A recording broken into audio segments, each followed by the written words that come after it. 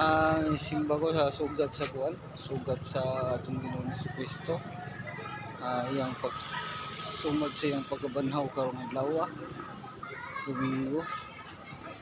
Salamat kay kaninyo no sa inyong mga suporta kanako. Nakuan ka nga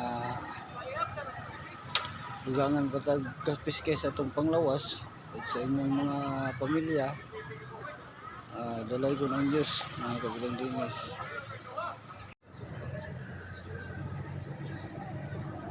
Mga akong nakuha.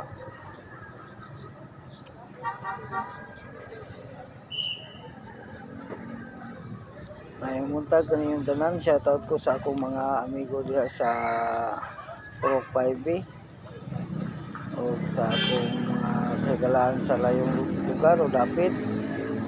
Mahinaot ko nga naos kapih kay sa panglawas no. Kung nakasugat na ba ang tanan sa pagsugat sa pagkabanhaw sa atong Ginoo? Ako murag medyo nalit jud ko gamay lang jud nalit jud ko gamay.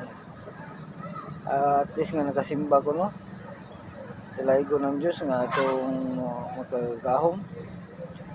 Niyata karon diri nga nakakuan jud ta sa iyang pagkabanhaw. Sumad sa iyang pagkabanhaw. Ug salamat kaninyo sa inyong suporta, ako mga followers. Ay naot nga magpabilin tang kanunay nga maligon sa atong pagtuo diha sa atong Ginoong Kristo. Kay laing bugto nga makaluwas sa atong kalag kundi siya lang. Salamat kaninyo, dalay ko ng Diyos.